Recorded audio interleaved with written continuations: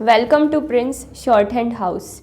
Exercise 5 and 6, Monthly Progressive Magazine, December 2020. Speed 80 words per minute. Ready? Start. Mr. Vice Chairman, Sir, right from 1952, we have been following democratic system in elections and we should feel proud of it. But as the days are passing by, the democratic system is being affected and our election system has to be changed as it is creating disharmony at the social level of our country. Every one of you will agree with me and feel that the existing election laws need to be amended. But the question is in what way these laws are to be amended. On this, different political parties have different opinions.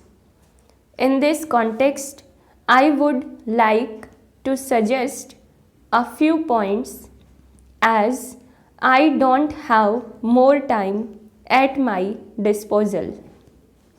Sir, I would like to refer to the expenditure incurred during elections. There are incidents where a single candidate contesting from a parliamentary constituency spent more than rupees 1 crore. The election wave is spreading and so is the expenditure. As the prices are increasing, election expenditure is also increasing simultaneously. But as per the notification issued in 1984, the Election Commission had fixed a ceiling of rupees 1,50,000 as election expenses for each parliamentary constituency and rupees 50,000 for each assembly constituency, and if this ceiling is crossed, it becomes illegal and the elections are countermanded. At present, the Election Commission is following this system, but I don't think it is a very practical since it cannot be effective.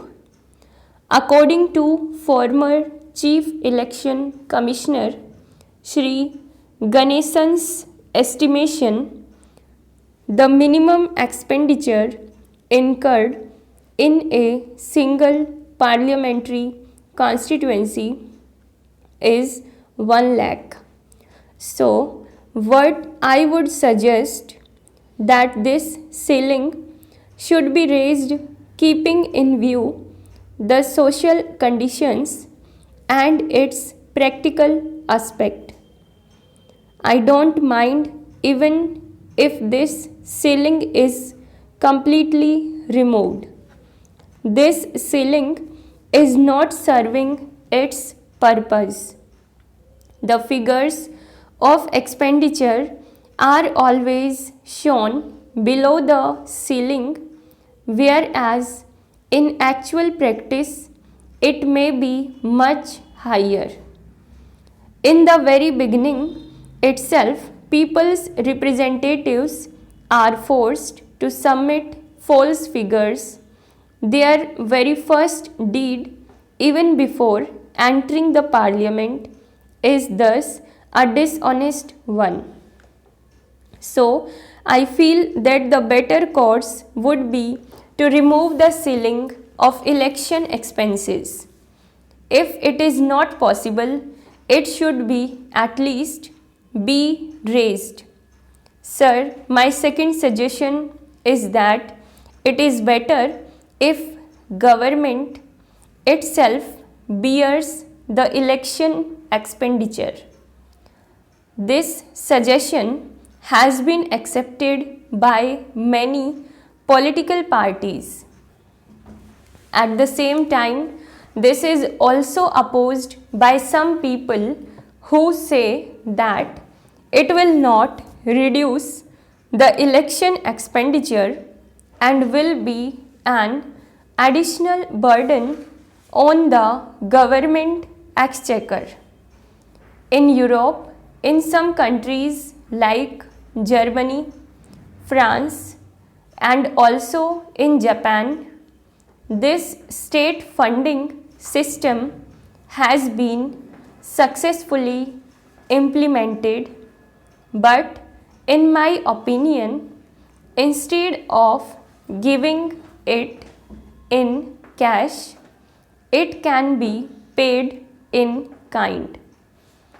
For example, in the form of voters' slips, election propaganda material, posters, or public address system for election meetings. This again should be made available only to the recognized political parties. Sir, in our country, there are many social, cultural, economic, and geographical differences. The present system is not representing the people's wishes directly, either in parliament or in the state assembly.